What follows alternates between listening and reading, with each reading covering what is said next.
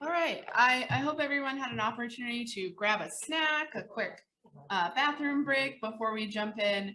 Wow, what a great panel to follow. And I know that our provider perspective panel is going to be just as exciting and informative. I am so pleased to welcome 4 representatives from the provider perspective, starting off with Andy Hall. Andy has a passion to bring together money and mission, which is incredibly important for E&T. In his role as the Chief Impact Officer at the San Diego Workforce Partnership, he is responsible for the overall direction and strategy for nearly 35 to 40 million that the Workforce Partnership invests annually in workforce programs aimed at helping all San Diego residents gain access to economic opportunity. Welcome, Andy. Paul Gronowski is the Director of Workforce Solutions at the Audubon Area Community Services, Inc. Paul is known for opening the line of correspondence between customers, clients, and organizations to get projects done in 38 counties in his program service. His programs include the Kentucky Works Program for TANF, SNAP E&T, Senior Community Service Employment Programs, or SCSEP, and a training center for advanced personal development and early childhood solutions. Elizabeth Guzman Arroyo, I hope I said that correctly. Yes. Serves as the Director of STEP and Pathways to Opportunity statewide, including the STEP Community College Consortia, where she collaborates across the state with all of Oregon's community colleges in program design and scale, with over a decade of student-centered program design, development, and management experience in both the K through 12 and post-secondary environments. She is focused on placing a specific emphasis on system redesign to mitigate barriers and increase educational access and outcomes of marginalized populations. And finally, last but not least, Casey Pfeiffer is the Federal Policy Director at the Center for Employment Opportunities, a social enterprise nonprofit organization providing immediate comprehensive employment services to individuals recently released from incarceration in 31 cities and 11 states. The organization has a proven model that shows strong impact with individuals who face the most significant barriers of employment, successfully reconnecting participants to the local workforce and reducing their likelihood of returning to incarceration. CEO is a SNAP E&T partner in all 11 states. Sorry, everyone. So I want to get started with a question for everyone on this panel, which is, can you tell us a little bit about your organization's involvement in SNAP employment and training, and what made your organization decide to become an E&T provider? So maybe I'll ask Elizabeth to start us off. Definitely. So I'll start off by sharing that Candy mentioned earlier the acronym STEP, right, which is SNAP Training and Employment Program. So you'll hear me say that over and over again during this particular panel. So our STEP Community College Consortia is essentially an intermediary model that encompasses all 17 independently accredited community colleges in the state of Oregon. So just to provide a little bit of context as to how we operate in our intermediary model there. But essentially what led us to become an E&T provider was really that we were at the end of our tax grants and really needed to find a new, enhanced, or expanded way to serve some of our most marginalized students at the community colleges, right? Because our institutions can be fairly large, serving thousands and thousands of students, anywhere from 5,000 at a smaller rural college to 70,000+ students at a larger urban college. It's really hard to provide one-on-one case management to our students and really help them navigate the post-secondary education structures. And so having the support of ODHS, the Oregon Department of Human Services, Seattle Jobs Initiative, and also National Skills Coalition, prior to year 1 of implementation, they really provided a lot of technical assistance and support for us to be able to develop the programs, implement the programs, And in year one, ended up starting with a small pilot of 6 colleges for implementing the E&T program, and have now since grown. We're currently at the end of year 5 with all 17 community colleges involved in our STEP program. Wow, that is incredible. And as we heard earlier this week in our conference session, student eligibility and access to services is an important topic. So I'm excited to hear that you all are so involved in E&T. Why don't I hand it over to Casey? I'll just go down the line if you want to share a little bit about why your organization became involved in SNAP E&T. Sure, thanks, Mary. As Mary said, CEO exclusively serves individuals who are coming home from incarceration. We are actually in 12 states now. I think since I wrote that bio, we've launched in Atlanta. And we are a SNAP E&T provider in all 12 of our states. And SNAP E&T is a really key resource for CEO. First and foremost, for our participants, it's one of the only workforce programs that they can access coming home from incarceration. During that really critical period of reentry, people need food security, they need access to employment, and they need support services, and E&T provides all of those. A typical CEO participants, about half of our participants have never worked before, and within the world of the 600,000 Americans who are returning home from incarceration each year, our evaluations have shown that CEO works best for individuals who have more stigmatized convictions, have been incarcerated for longer, really have even more barriers to a job. So when these individuals are coming home, they might have gone to prison when they were 18, 19, and now they're getting out at 35. Returning home, they want to work, they want to be a part of their community, they have a lot to offer, and SNAP E&T really helps them welcome them home and get them started on their feet. As far as CEO goes, about 5 years ago, we had the capacity to serve 2,500 individuals. And now we have grown to be able to serve about 10,000 individuals. So SNAP E&T was a key part of us being able to scale and open our evidence-based model into different cities, and really start with that funding source and go to state departments of corrections, go to local philanthropies, and talk to them about how their reentry investment, their investment into individuals coming home from incarceration would go 50% further because of our 50-50 partnership. So for that scaling reason, and also during COVID, this has been an incredibly important partnership for CEO and our participants. Thank you, Casey. And we'll have an opportunity to dive more into how in particular you serve these populations that you're highlighting in the next question.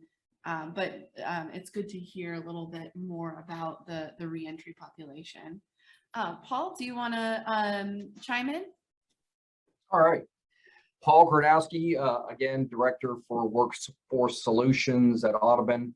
We're the largest community action agency in Kentucky and one of the largest in the U.S. We have 91 satellite offices in 31 counties, over 600 employees in 7 different departments, including early childhood services, social support services, workforce solutions and training, transportation, housing, healthcare with our clinics and mobile health units, and our CSBG community service block grant programs. So community action agency are the voice of the poor. And so how does that correlate to the SNAP E&T program?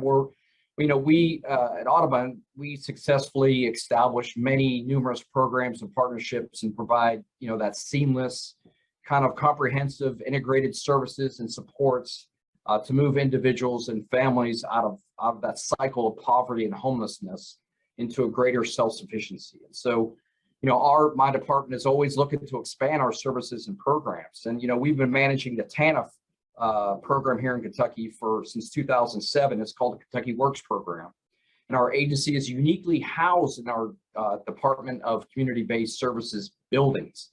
where individuals and families apply for those services. And what's unique is that when they apply for those benefits, they can walk that participant right across the hall to us and begin their journey to self-sufficiency, compared to other service providers across the state where they must drive across town to their appointments. So, we were approached by the state because, we've always had a great relationship through our TANF program, an excellent track record. We provide tens of millions of aggregate payroll, taxable income from our participants to the counties that they serve. And, both programs are similar in their outcomes. So, the state saw the equity and, the consistent achievement that we've had over the past many years and recognized kind of the cost savings of managing both the TANF and the SNAP E&T programs with our same staff. And so it was a no-brainer for us to pick up the ball and run with it. Yeah, thank you, Paul. And it's great, as we heard from our last panel, that interplay between being able to offer TANF and SNAP services seems like a theme that's continuing to come up. Andy? Yeah, hi everybody. My name is Andy Hall with the San Diego Workforce Partnership, and we are the local workforce development board for the city and county of San Diego, and we're organized as a separate 501c3, which is true of other parts of the country, but sometimes workforce boards are part of city and county. I think our SNAP E&T journey started about 5 years ago now when the county Health and Human Service Agency, which is the SNAP administrator here in the county of San Diego, reached out to see if we would be interested in serving as both a third-party provider and an intermediary for their SNAP E&T program. And I think kind of the story of San Diego that we might get into here in the few questions is really about finding organizations' core competencies. So the county handles the 100% funds and the assessment and the referral. And then we do some work-specific assessments that's part of our larger system in our organization that serves about 25,000 job seekers per year in San Diego County. And we try to refer them to the best program to fit their specific need, whether that's a program that we're running in-house with federal dollars or contracting out with non-federal SNAP E&T eligible dollars. And then we administer and process the claims for folks in our own program and another network of subcontracted third-party providers, which CEO Casey is one, and a very effective one. And I think we're still early on in our journey. I think the last fiscal year we claimed $3 million or so of 50% funds, and we're growing pretty rapidly. I should say also we have another organization, speaking of core competencies, that does some of the technical claiming and quality assurance work called Public Consulting Group. And our role in the whole mix is really setting the vision and direction for a coherent SNAP E&T set of interventions, and recruiting and onboarding additional partners into the network. And so we're certainly excited to be here talking about what we're doing and learn from the other folks on the panel. Thank you, Andy. And you all touched on this a little bit, but I'm wondering if we can take a deeper dive in how do you best serve E&T participants and help them to put them on a path to sustainable careers. And as a follow-up question to that, how does your state or county agency support you in doing that? So I'll turn it over to Paul first. All right. Well, first off, we have professionally trained staff. We balance compassion and empathy and work with our clients to address their needs in a comprehensive, skill-focused approach to identify areas of interest. We look at personal branding, equity, and offer positions that match their developed skills. We also combine the technical and soft skills, and we also take families into consideration. We try to address the basic and those psychosocial needs by improving their financial well-being, and provide comprehensive services beyond program completion through our job retention services. In addition, we provide like business, we have a business service plan to engage employers with sector strategies, collaborating among workforce partners and programs, and to establish better job leads using economic and labor market data, and partner with other community organizations. You know, we prepare participants for successful job placement by not only responding to the changing needs of the participant, but, you know, the changing needs of the economy. You know, we participated in many focus groups and conduct business surveys with businesses. And, you know, we ask those questions, you know, what's your turnover rate? How do you track turnover costs? What type of backgrounds would bar employment? You know, are you experiencing that wage compression that's going on right now, where regularly, you know, the wages of low-skilled workers are rising and the high-skilled workers aren't meeting that same kind of level of rise. And so it's resulting in some unemployment of those low workers, low wage, low skills workers. So, you know, do you keep track of staff missed work days, and are they missing for childcare? Because childcare is an important thing in our line of work too, because, you know, without childcare, you know, a person, you know, a family who needs to have somebody watch their children is a big issue. And so our state had some programs that enabled the business to partner with a daycare center or a home-based center, and there were some tax credits and tax benefits. So we kind of have a discussion about that to make them more of a partner in what we do. We also, you know, throughout those focus groups, and we developed a personal effectiveness skills training, which is kind of transferable soft skills that everybody's talked about. This training is work-based learning, evidence-based, and it's much more efficient and in line with what the employers are looking for. And they are self-management, and that covers things like attendance, punctuality, professionalism, and of course there's job performance, and those address things like following instructions, meeting deadlines, and the importance of safety. We have team performance. You know, that's looking at how to work in a team environment, communicating with coworkers and communicating with supervisors.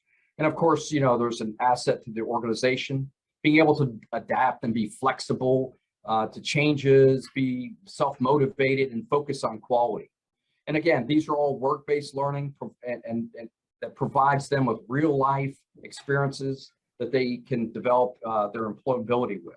And then once they master that personal effectiveness skills, they move into a specialized certificate training based on their IEP. You know, we offer certificate programs building additional skills that focus on career advancement and, you know, building their skills. You know, we have certificate programs in retail, customer service, you know, housekeeping. We even worked with local hotels and created a housekeeping program, groundskeeper, janitor, kitchen helper, office worker, and so forth.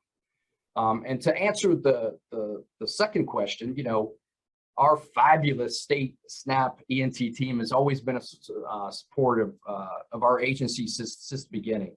And did I mention we have an amazing state SNAP E&T team? They created that, they talked about that steering committee with our state's stakeholders and to provide that oversight and guidance for the SNAP program. And we share a lot of those, you know, the vision of what the state does, the state guidance, and we have those best practice sessions with and talk about what's working and how we can expand upon that. Thank you so much, Paul. And if you all didn't catch this, we paired our state agency representatives with our provider representatives that are here today. So, of course, our Kentucky team is here in the audience. Elizabeth?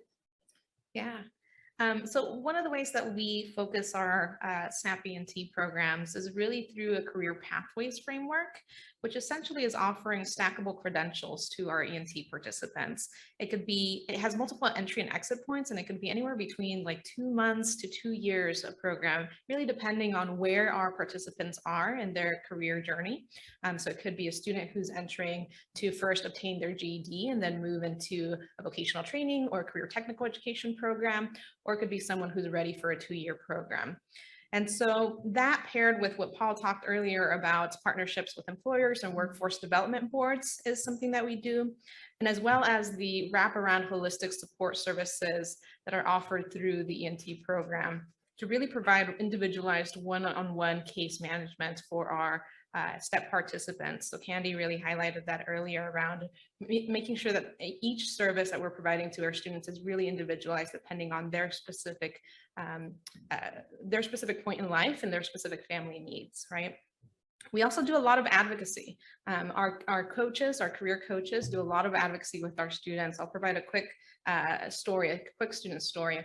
Recently, one of our students, many of our students experienced different adversities, right, in life. One of our students was experiencing houselessness and was living at a shelter. That shelter had a specific requirement of employment hours that they needed to meet in order to live there at that shelter. The student tried to advocate for themselves, stating that they were in an employment and training program to try and justify that those should be counted towards the hours. The shelter was not accepting that. So our career coach joined that advocacy effort and was able to justify the employment and training program to suffice the need of the employment hours of the shelter. So we do a lot of advocacy in that nature, right, through the individualized approach of supporting our students. And then in terms of how our state agency supports us in our work, Candy earlier talked about a lot of the technical assistance that ODHS provides us through our monthly technical assistance calls, also through the regional provider calls. So earlier I mentioned that we're a consortium, and it's plural in its intention because we're a consortium of community colleges, but then each community college has its own consortia, right? And DHS has definitely provided a lot of support in building that consortia of the other STEP providers, connections to the Oregon Employment Department, to workforce development boards, and other agencies that are great for us to partner and provide a really streamlined wraparound support service for our students. In addition to that, the cross referrals from ODHS through their navigators, their STEP navigators, really provides a lot of referrals for our programs to be able to enroll continuous students and also scale up our program year to year. I'll also add that apart from the great partnership that we have with ODHS, we also have really wonderful partnerships with other agencies. So for example, the Higher Education Coordinating Committee, which is Oregon's higher education body. Since we're not a state accredited state, we have the HEC, which provides a lot of support to the different colleges and universities. One of the things that they offer is that they're really supportive of our STEP initiative across the state with the community colleges. And so they actually provide us with a fair amount of funding to carry out the implementation and continue to scale up our program. Funding both with the career pathways framework to make sure that that continues to be in alignment with industry needs, and then also our student needs, of course, and then also funding for the consortia administration itself. Thank you so much, Elizabeth. And I'm so excited to hear some of the common themes emerging, but it sounds like you're doing some great work. Andy? Yeah, and shout out to Sarah Turner and the California SNAP E&T / CalFresh folks of the state. You know, obligatory shout out to them. Yay. And they do great work too. And it was great to hear from Sarah and see her in this remote world. So yeah, for us, I mean, a lot of the stuff that was already said is true. And I think there was a question in the chat about kind of longer stackable skills programs and how do you keep financing the interventions. And I want to talk about too, because that really underscores our approach. I mean, in California, if you think about, when we think about the goals of SNAP E&T, it's ultimately to get them off, get the individual or the household off of SNAP and public assistance more generally, and into, and then quickly into kind of wealth building mode for themselves and their families with their income. And in California, 75% of SNAP households have at least one full-time working adult because of the cost of living and just other factors. And so this idea of simply getting someone into a first job making minimum wage just simply isn't going to achieve the goals that we want to achieve from getting folks off SNAP and into wealth building mode. And so we really think about it in like the ABCs of our employment approach. So get a job, get that work experience, begin earning a paycheck, build those skills on the workplace, and then B, get a better job, get promoted, make more money, begin phasing off of public benefits, and then get a career. And how we envision funding that across that whole life cycle, which very often is 3 to 5 years, perhaps even at least, is through just kind of blending and braiding our funding. And so as an organization, we have about $40 million of workforce funding for the region. About half of it is federal WIOA money. I mentioned about $3 million or so is SNAP E&T, 50% funds. And then the remainder is other funding, other stuff, and specifically funding someone through SNAP E&T initially, once they get a job and maybe get some skills and then go off benefits. We can serve them with some of our federal money, perhaps, but often they're also not eligible for that. And so we have other ways to finance the intervention through philanthropy. We also run a fund through income share agreements where we finance people to take skills-based training programs. And if and when they make above $50,000, they pay a small portion of their income back into the fund that we then recycle and finance their ongoing training. And so our idea or our vision for our SNAP E&T ecosystem is that they're starting coming to us from the county or through a third-party provider to get that first job, but then we're staying with them for 3 to 5 years along their skill building life cycle, and kind of seeing them through the benefits cliff that all of us know that is really scary for families as they are approaching coming off SNAP and other benefits. And so for us, that's kind of a little bit of how we think about it. I can't say that we fully operationalize that vision for every SNAP individual, but that's what we're working towards. Thank you, Andy. And I love that ABCs. You may see that show up in our summary tomorrow. And finally, Casey. Sure, thank you. So CEO has a 4-part model that looks the same whether you go to Oakland or Louisville or Harrisburg. And that's because we've been evaluated repeatedly and shown that this model works to both reduce recidivism and help with job outcomes compared to just basic job search services. So that model is starting with the classroom training at CEO, and then also within a week of starting at CEO, individuals are employed directly by us, and our subsidized employment model or our transitional job. And in that transitional job, individuals gain work experience, they gain training, they get paid daily. And they are on that job with us as long as they need to be to work through barriers that they have to employment. They're working with through those barriers with their site supervisor on site, and then they're also simultaneously working on the third part of our model, which is working with a job coach and job developer on addressing those barriers as well. And then when they're ready to go into an unsubsidized job, they get placed with an employer partner in the community, and we provide a year of retention services. Obviously, our E&T program stops at 90 days, but CEO is there for a year. So our transitional job partners are a big part of our non-federal funding. So in Pennsylvania, we have great partners with the city. In Philly, we have a gun violence intervention program with the city where participants work to do landscaping in Mount Moriah in Philly, and they actually really like that work because people stop them and thank them for caring for their community, caring for their loved ones, and these are individuals who aren't used to that type of appreciation, especially in this stage coming home from incarceration. And then other partners in California, our biggest transitional job partner is with Caltrans. And in Louisville, we work with some private warehousing employers and also a local food bank. So similar to what Elizabeth shared, I just wanted to share a participant that recently came to mind, Daniel, and sort of like what he's going through when he's going through this model with us. When he started in July 2019 with CEO, he and his wife were unemployed. They didn't have housing, they lacked reliable transportation, and they were working on regaining custody of their children.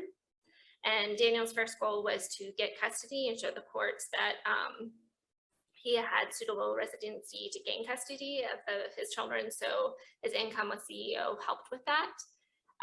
We also helped him get his driver's license at the same time. A lot of our participants don't have a driver's license because of justice-related debt, and they also don't have access to a car. So we helped them with that. And then Daniel was able to get that unsubsidized job. He bought a car, able to get custody of his children. And then during the pandemic, he unfortunately lost his job, like a lot of people did. And then he was able to come back to CEO, work a transitional job with us, get stability again, and find another job. So that's kind of a typical path for participants at CEO. So I'll just wrap up and say that our state agencies help us so much. I would say the reverse referral process, almost all of our participants are reverse referrals, and just making that process easy and streamlined. And we have a person at our SNAP E&T agency who is really responsive and works with our staff and helps them understand why people are getting accepted, why they're getting rejected is really important. And we love a handbook. I can't tell you how much we love a handbook. So all the hard work that you all are doing on the handbooks, please keep it up. We use them. We love them so much. I definitely yelled with joy when FNS released their new toolbook and handbook this summer. But and then the last thing, I think all of the earlier panelists just mentioned spending time with providers on the phone and meeting with us. And that is probably the most valuable thing, is just being available for questions. Sarah, Andrew, Clarissa has all spent countless hours with our staff trying to work through referral issues, trying to work through how you enter a code into a case management system, how you build a roster exchange process. And we're really grateful for that. And then I'll stop there. I have one more point, but I'm talking too long. Yeah. No, this is fantastic, and I'm so excited to hear, how you all are using whole family approaches, whole person approaches, really integrating not only partners with your state and local agencies, but also employers, other service providers, the workforce agencies in your communities, to really create a robust system of services. And now I have a more challenging question. So you all have had such great success, but what are the greatest challenges in affecting positive outcomes for participants? And what can state agencies or county agencies do to better support you in overcoming those challenges? And since we keep ending with Casey, I think we'll start off with Casey this time. Okay, I'll be succinct. So I think, I sort of already covered it, but I would say just the biggest challenge, and I think we spent a lot of time, especially at the beginning, talking about what is the purpose of SNAP, how does racial equity come into play, and I think the biggest challenges that our participants have is the stigma of their contact with the criminal legal system and their lack of work experience. And there aren't a lot of other workforce programs that meet individuals where they are when they're at that stage. So I think one of the things that agencies can really help us with is just telling stories of participants who have gone through E&T. The data we collect is really great. We would collect that data. We collect that data anyway at CEO. But I think, especially right now when there's a lot of debate about what to invest in, what is workforce development during COVID, what does economic recovery look like? The first obligation we have is to tell the stories of impacted people. And then the second thing I would say is just SNAP is so important for our participants. And where we perform best with E&T is where we have case managers doing everything they can to help people stay connected to benefits. We pay our participants. So at some point, they are going to lose SNAP, and we need to help them with that transition and make it a positive one. We also need I hope I'm not like upsetting people or telling you something very surprising, but mandatory programs or sanctions or work requirements really don't work with our participants. They come in the front door and they say like, I have benefits for 3 months. I don't know what happened to them, and they don't know why they lost them. So the whole purpose of the action doesn't really follow through. So I would just say, as a practical matter, making sure your roster exchanges have certification information, and when that person has to recertify, really helps us help keep individuals connected to benefits. And then last thing is to 80% of our participants are Black and people of color, and if racial equity is needs to be imperative right now, and I think to do that you need to hear directly from people who are in E&T, so CEO would be glad to facilitate that too. Thank you so much, Casey. And I think, again, that's been a theme we've heard throughout our conference, that if you're not putting equity at the front of your conversations, you are missing out on opportunities to really advance robust economic mobility. Andy, would you like to chime in? Yeah, I love all of Casey's recommendations or thoughts. Those are really well said, Casey. I think I guess two things. One, I think we're trying to do a better job of this, and I think across all of our programs, but most of our customers, SNAP customers or other just general customers looking for services or solutions, like they don't really care about our programs. They're looking for a solution to a challenge going on in their life, or support for the next step in their career. And so really like leading on the enrollment of SNAP E&T, not of like referrals for SNAP E&T, not as like, here's this other program that you have to fill out paperwork for. California is obviously, Sarah mentioned it, but a voluntary state too. But really leading with stories, because when they're true or not, stories do make the world go round. And so when we can tell true stories of impact of people who benefited from this voluntary program, I think that's super important. But also leading the referral conversation or the volunteer conversation about on SNAP E&T with the services, not the program language, is super important to increase our direct referrals from our county agency. And I also think that timing really matters. I think a lot of eligibility workers like make the kind of pitch, if you will, to volunteer in SNAP E&T at the point of the SNAP enrollment, and I think there's some value there. But also most families, again, when we talk to our SNAP customers, at that moment is very stressful for them. They're trying to get stabilized. They had some shock in their family finances, or something happened in their life, and they're trying to get food first, or access to SNAP benefits first, before they can think about kind of doing a lot more other things in their life. And at least that's what we hear, and that's what I would imagine I would be if I was in that situation as well. But maybe a month or 2 or 3 later, like what does follow-up outreach look like to the SNAP clients and their families about then volunteering once the benefits have been stabilized and or been provided, I should say, and the family might be in less of a crisis mode. Then maybe working adults in that family might be interested in the SNAP E&T volunteer program. So that's just a quick nugget that we do hear from our families. The timing matters, and also what we lead with when we talk about E&T referrals really matter. And so just spending time and attention on that, I think could create more impact and more services. Thanks so much, Andy. I'm going to actually move us to our next question, which is similar, but slightly different.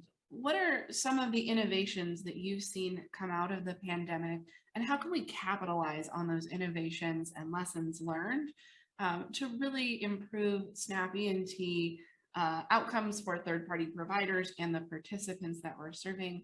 And I'll invite Paul to start us off. All right, of course, technology, of course, is in the forefront of this, but we went from figuring out those basic questions, how we're going to keep the lights on, to, can our staff process applications from working from home? And, then the state suspended, the work requirements during the crisis, which, lowered participation and added to the many challenges of this crisis. It allowed us to focus on, on our processes and develop newer innovative approaches to delivering services and outreach in a virtual existence. So what did we do? Well, we developed some hybrid home office work schedules with greater employee autonomy, focusing on safety for our staff and the participants. We gave our staff a sense of freedom. People talk about thinking outside the box. Our mindset shifted to just remove the box and developing more efficient, consistent ways to deliver those services. And we provide our team with resources and training to keep them focused on the customer, with things like compassion and empathy training, to utilize virtual platforms, and to conduct those interviews and assessments at the participants' leisure. And of course, as mentioned, we took a look at the whole family into consideration when we have our conversations with our either potentials and our current participants. We try to address their basic, I talked about those basic psychosocial needs and help improve their financial well-being. But we offer, basic stress and anxiety tips by staying healthy and exercising with our contact services that we provide each month to our participants. So it's not just, hey, how's it going? We provide some basic, tips for them to stay healthy. And here's some YouTube videos on exercising. If walk around the block, how's your health going? And so we ask a bunch of those questions, are very concerned with their well-being, not just participating in the program. And our state benefits site, as they mentioned earlier in the previous session, our connectability, it has some flexibility where it allows verbal signatures and to relieve and cut back a lot of that paperwork, because these benefits programs have a ton of paperwork. They constantly have to meet with all our caseworkers and all that stuff. And so our benefits site has cut back on some of that paperwork ability, which is awesome. We've offered laptops to individuals in needing of that technology to help with that job search, attending our virtual job readiness classes and other programs that we offer. And we try to provide a range of supportive services as well to enhance that ability of participants to complete those training programs and get them employed. And I think, these kinds of changes, and possibility, a range of expanding upon those supportive services could make it, easier for individuals and family to not only get and keep on with their benefits, and, break down some of those barriers of, for the participant, reduce some stress and anxiety, and make, our programs and the way we deliver our services more adaptable, responsive to future crises. So. Thanks so much, Paul. And I'm glad you, emphasize some of the thinking about some of the well-being issues as families have been sometimes stuck at home and really trying to navigate this. I hate this phrase, but the new normal. Elizabeth, do you want to jump in? Yeah, definitely. Some of the innovations that I've seen as a result of the pandemic, which have been touched on, including digital innovations, so providing expanded services to our students through a digital format that normally wouldn't have necessarily access to, right? Candy talked about that earlier at the previous panel, for example, our rural students. So definitely 100% in alignment and wanting to continue that and expand that moving forward. I've also seen a lot of innovations in addressing students, or sorry, I'm talking about students because I'm from a college, participants' basic need and security, right? And so if our participants are struggling with like housing or access to healthcare or access to childcare, then that's going to be the focus, is figuring out how do I meet those basic needs. And so it takes some of the focus away from the employment and training program. And so really being able to provide participants with access to meeting those basic needs through needs integration is important. I've seen Oregon do that over in the last year by really launching the one system and being able to have one portal for one application for participants to have one application to see what all benefits they have access to. I've also seen that through the expanded support services that we're allowed to offer through the E&T program. And so I really hope and value that those continue to be expanded as we move forward. And Oregon also just launched, so a little bit of context, the community colleges all collaborate to do the SNAP E&T program for the consortium. We're all also part of a different initiative called Pathways to Opportunity. So that initiative is really focused, I see it as a think tank to find systemic solutions for connecting students to local, state, and federal resources. And so out of that think tank came House Bill 2835 that was just passed and signed into legislation at the end of July this year. And so that bill really provides us with fundings to hire a benefit navigator on every community college campus and every public institution in the state of Oregon. That is essentially 24 different institutions. So that's going to be a really effective partnership for our STEP program to do cross referrals, for them to refer SNAP students into STEP, and for us to refer STEP students to be able to access benefits like housing or childcare or other benefits that benefit navigator might be more in tune and aware of and can connect our students successfully towards. Thanks so much, Elizabeth. And let's see, I think I have not called on Andy yet, if you want to join in. You know, there's so many good questions that you had queued up for us, and the panelists answered so many good things about COVID innovations. I don't have a lot to add.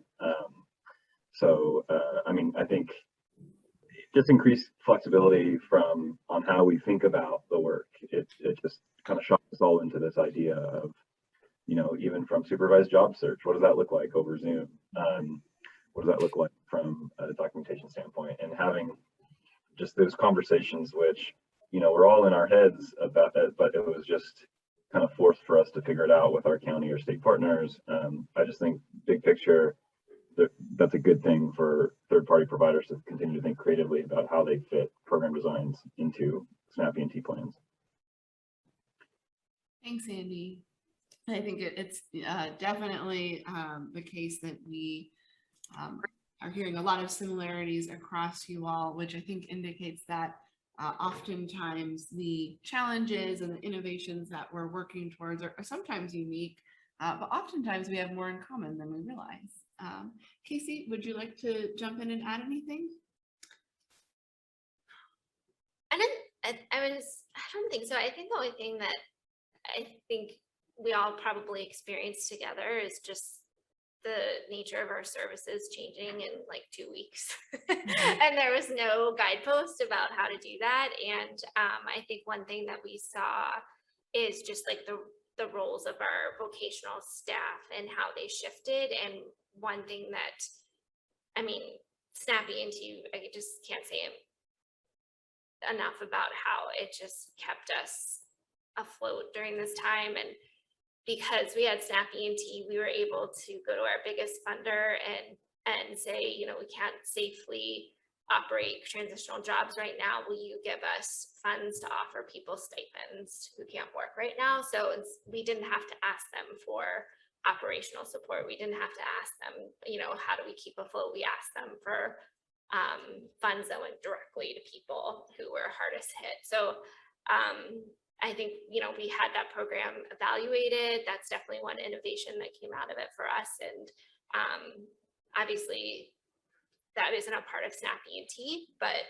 SNAP E&T helped us innovate for people's needs. Yeah, and so often in human services, where none of the work we do is happening in a vacuum. We're often inspired by other programs, and especially since the people we serve are often touched by multiple programs. So one final question, and I'm realizing I actually messed up my notes here, so I'm going to invite you all to respond, and hopefully that's okay. If you don't want to respond, let me know. But as a third-party provider, what has helped you the most in your role, and what advice would you give to a current third-party provider or an organization that's interested in becoming a new provider? What's kind of your best advice? And I'll ask Elizabeth to start us off. Yeah, mine will be fairly succinct, and it's really about building relationships with your state agency, but also building relationships with other other employment and training providers, other community organizations, workforce development boards that really provide a holistic model and an integrated model to support your participants. So like Candy mentioned earlier, not having participants repeat like what their experiences are, trauma that they've endured. So being able to have those partnerships so that on the back end, the partners can be having those conversations around what's the best case management model for this particular participant and how can we unify our resources and our our specialties to provide the best support for our participants. Thanks, Elizabeth. And I'll just go down the line. Casey? Sure. I think probably just to think about how you are communicating to your staff who will be working on E&T about what is the purpose and the goals of E&T. I think one thing that we all talk a lot about is how burdensome the program is, but to be frank, there's a lot of programs that have this type of data reporting and compliance aspect, and what makes it easiest for our staff is when they understand the why. So it doesn't automatically make sense, like why you have to verify SNAP status every month. Like, why would you have to do that as part of employment and training? But if you understand, oh, this is because, you have to be on SNAP the month you participate in a component. And then that makes sense to our staff. And they're like, okay, I can do that. And then the other thing that I would say for providers is to really talk to your agencies about questions you have, what their program looks like. When I first started at CEO, there was this kind of urban legend that E&T programs are very different in each jurisdiction, each state. But when we got together, we really realized that there's a lot of best practices. The states are really learning from each other, and we just needed to ask for help. And then the last thing I would say, sorry, two last things, but that that you should be able to talk to your state and local and private funders about how SNAP E&T makes their investments go 50% further, because it's as simple as that. And that is really important for state lawmakers and private philanthropies to know right now when they're trying to decide where to invest. Thanks so much, Casey. It's so encouraging to hear you all say some of the things that I feel like I say over and over again, but it means so much more coming from you all.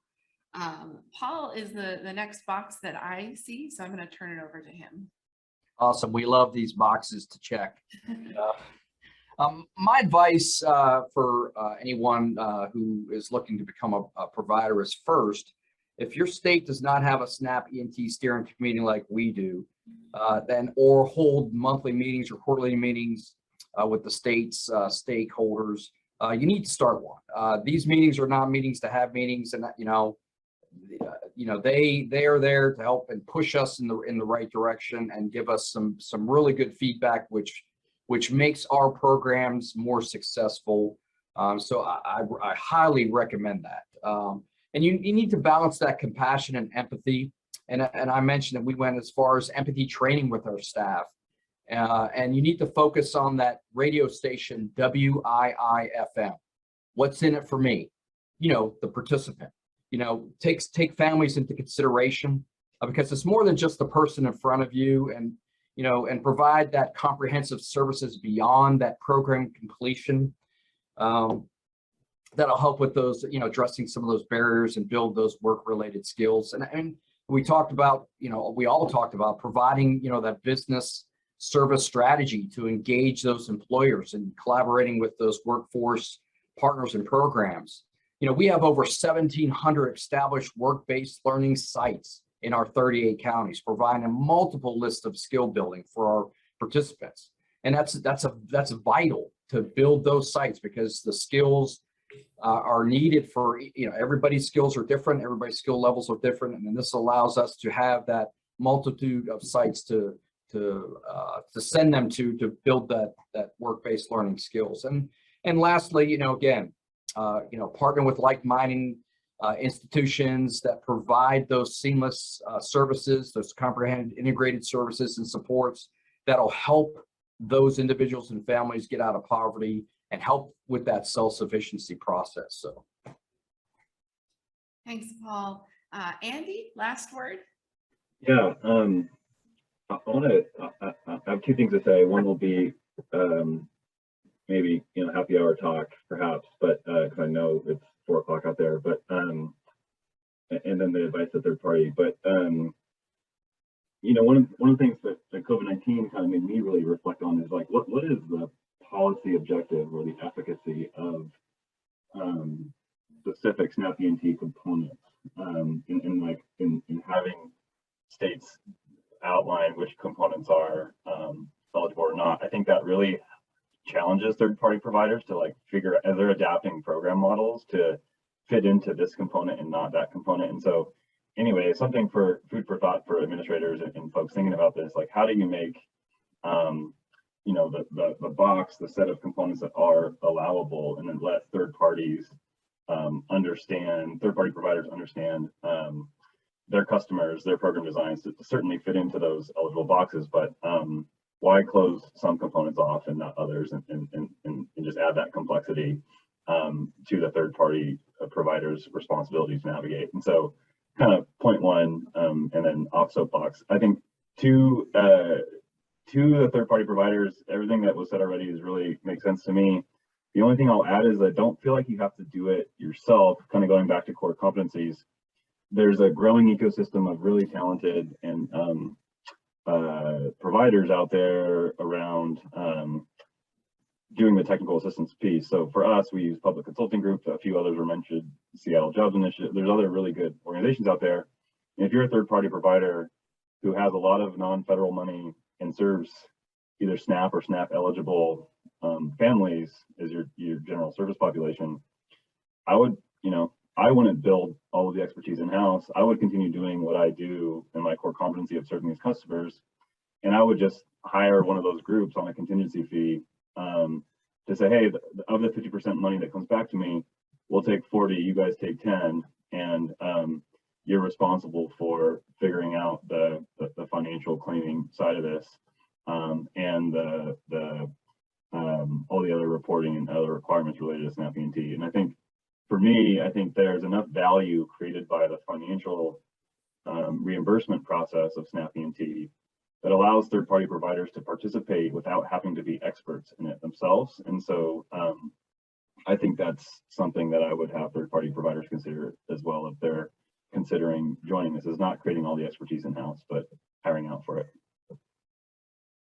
Yeah, thank you so much, Andy. And I love what you said, that you don't have to do it all yourselves.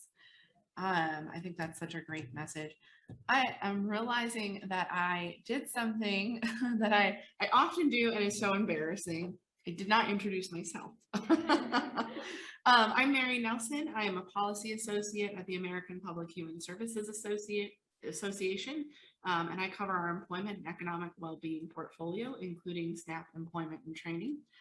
For those of you in the audiences who are state and local human services agencies, we are your membership association, and we are here to serve you. So if you have questions about SNAP employment and training, if you would like to join one of our work groups or initiatives, please feel free to reach out to me. I saw a hand raised in the audience, or my colleague Brandy Wisman, who is standing by with a mic for questions. And I think for folks in the audience, if you have a question, raise your hand, but I see a few questions already. And so I'm going to ask this first question, which I believe is directed to you, Elizabeth. Does Oregon's higher ed agency provide the non-federal matching funds for staff? So they provide funding for the consortia administration, but the non-federal match predominantly comes from either investments from the college itself through the general dollars that the college has, or through reinvestment of the STEP reimbursement dollars, and then also through private philanthropic organizations and grants. Similar to what Casey mentioned earlier, it's a pretty great model to be able to approach a funder and say, like, every dollar that you invest will actually be doubled. And so we've had quite a bit of philanthropic investments.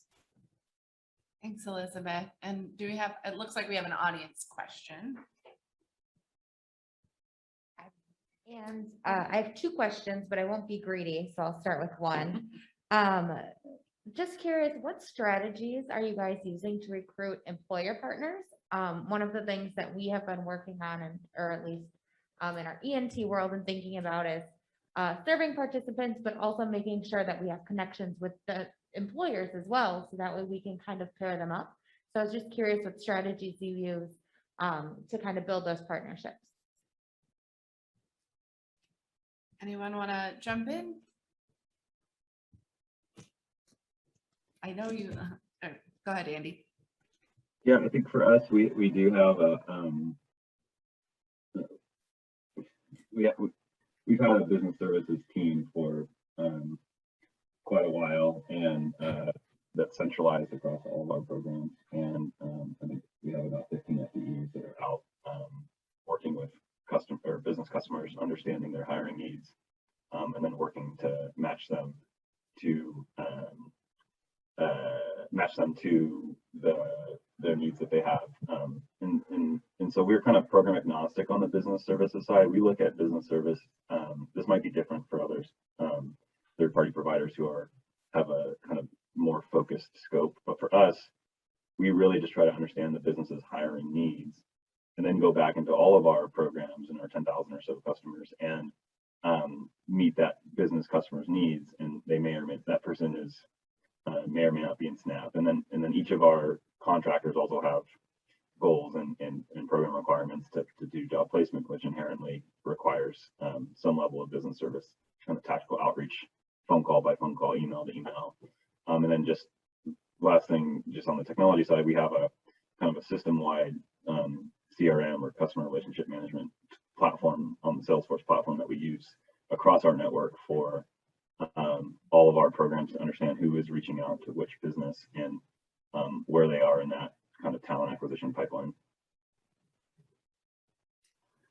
So I can just add quickly that we're an employment social enterprise. So we have a sales team that actually works with our program staff on the ground to find employer partners for our transitional jobs. And we are looking for employer partners that have a need for employees. And also we spend a lot of time with them talking about the specific training needs of these individuals, and working with employers on conviction restrictions and things of that nature, and making sure that more stigmatized convictions are not excluded, and that these are positive working environments for individuals. And then another thing that we do when we open a site is we hire individuals from the community, and we also have a business developer that works with on finding unsubsidized job placements and developing those relationships.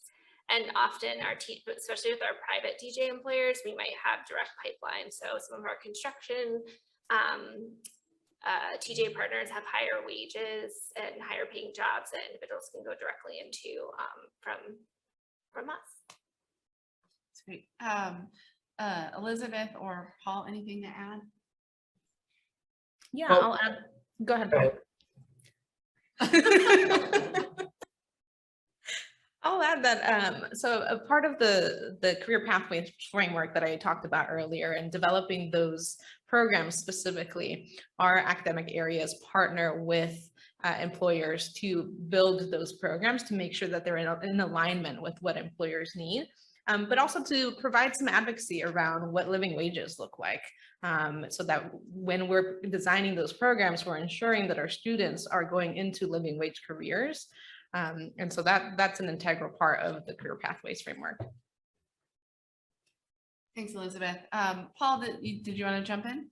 Yeah, I mean, the only thing I want to add is, as I mentioned, we conduct many focus groups with businesses and have those discussions and ask that question, would you be interested in helping? But, one of the things that we've experienced is that trying to eliminate that stigma of hiring somebody on benefits, they're just not going to be a productive worker. They're just not going to be, whatever nonsense that they think of. And so that's our biggest challenge that we're experiencing when we're trying to establish a business 50-50 partner, is the fact that why should I invest money into somebody like that, for my business, And so those are some of the unique questions that we address through the different aspects of the skills that they've learned.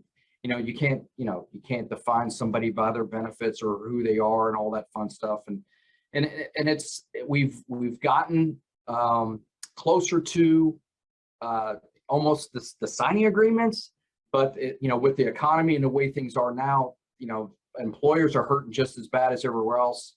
And it's hard for them to convince them to spend more money on an individual when they're spending hundreds and thousands of dollars on advertising, trying to get people to float their business. So.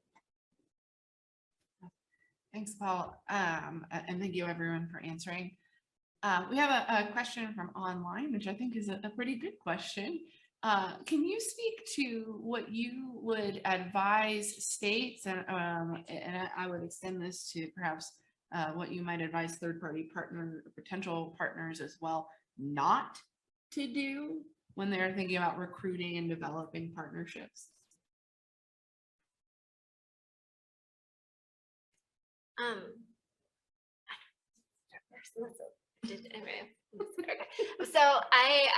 So we are working with CEO is also providing technical assistance to other employment social enterprises with REDF and Seattle Jobs Initiative.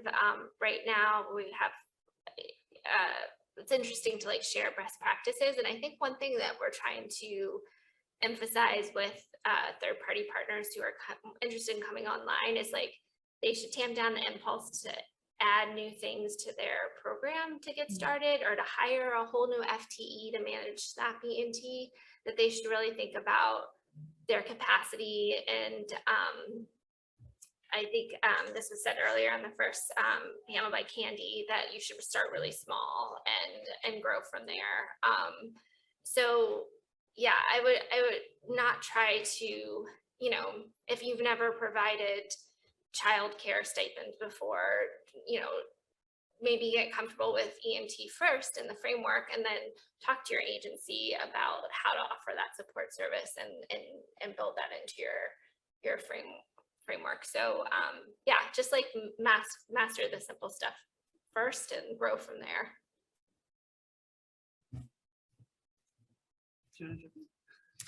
I would just echo the same exact sentiments. Really what came to my mind is don't make it overly complex. So as you're starting out, starting smaller, like both Casey and Candy have mentioned, both from the third-party provider, but also from the state agency. So not making it overly complex for the third-party providers as well. There's a lot to manage with this grant. It's incredibly complex. And as it grows and expands, then it becomes a bit more complex in the ways that we're able to enhance the services that we're able to offer our participants, but keeping it simplified on the administrative portion allows us to have increased capacity in direct engagement with students rather than focusing on the administration portion of it. Yeah, and I'll just quickly add to that what Sarah said earlier about kind of how they've really thought about that and building their statewide verification system and how to create one system. I mean, that helped us so much in partnership with them. And instead of trying to launch 6 counties at the same time, which can feel like launching in 6 states, it felt like one program, and it was much easier to train staff because of their approach and the simplification that Elizabeth mentioned. As you both are talking to, if I could just add, from what I have seen in talking to states and in our own work around SNAP E&T, I think to creating realistic expectations of timing with providers is really important. I think we hear a lot about states or local agencies that get into partnerships with providers that expect it to be like, I'm going to get 50 referrals and we're going to, you know, provide these services and it's all going to be great. And then they get into it and realize, well, this is harder. It takes time. There are trial and errors, processes to work things out, partly because each organization has their own processes as well. And then they get frustrated and they quit. And so I think it's so important to create realistic expectations, that starting small pieces, advice that I hear over and over again, but also it will take time to grow. I think I heard one of our state agencies say this is a slow and grow process. So just to add some perspective there from what we were hearing. Paul or Andy, do you have anything to add? Are there any other questions from the audience?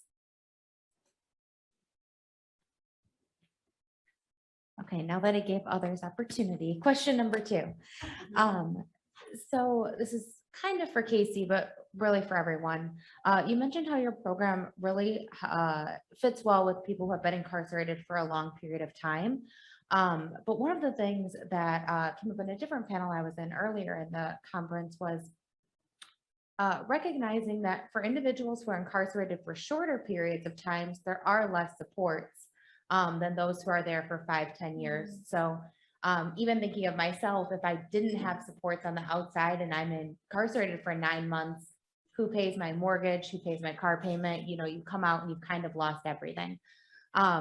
So I'm just curious if you can speak to what you may offer for those individuals. Because I think that's, you know, even if you're incarcerated for a shorter period of time, you might still have that record, you might still have those same barriers and not have the supports.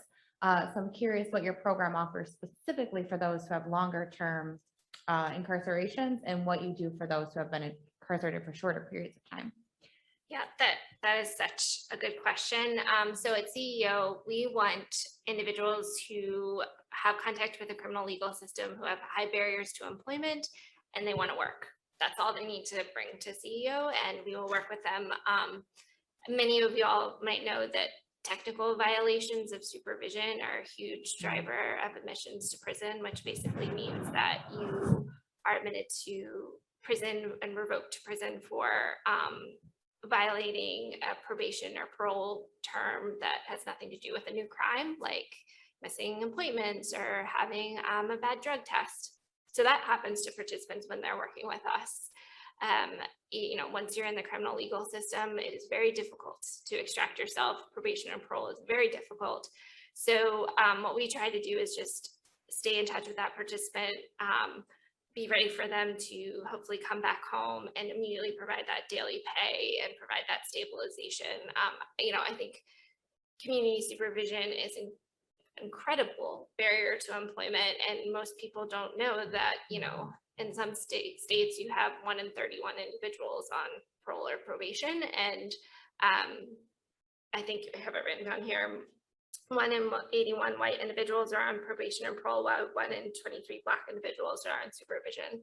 So I think it's really important for us to think about just how disruptive the criminal justice system is to employment, and we have to kind of make policy changes and make systems that take into account the specific barriers of this population. So I have those, but yes, that's definitely the case. I think we're just at time. So I want to thank both our panelists from this panel and our panelists from our first panel for the incredible wealth of information you've brought to the table. And so if we could just give these folks a round of applause.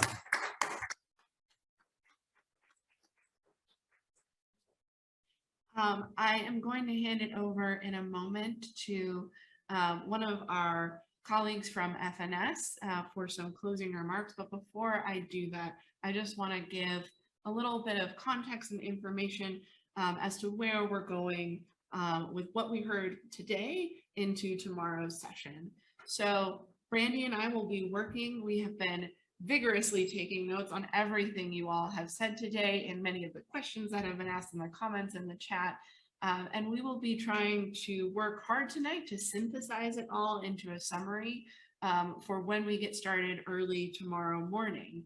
Our hope is to really recap what we've heard and then move into some deep group work so that we can really start to workshop both from what we have heard today from these incredibly talented individuals doing amazing work in employment and training, and from you all in the room, as well as you all virtually, and your expertise to really start thinking about what does a framework look like for effective partnership with SNAP employment and training between state and local agencies and third-party providers that will help yield the outcomes we're looking for the participants that we're working with, because that's really why we're here, right?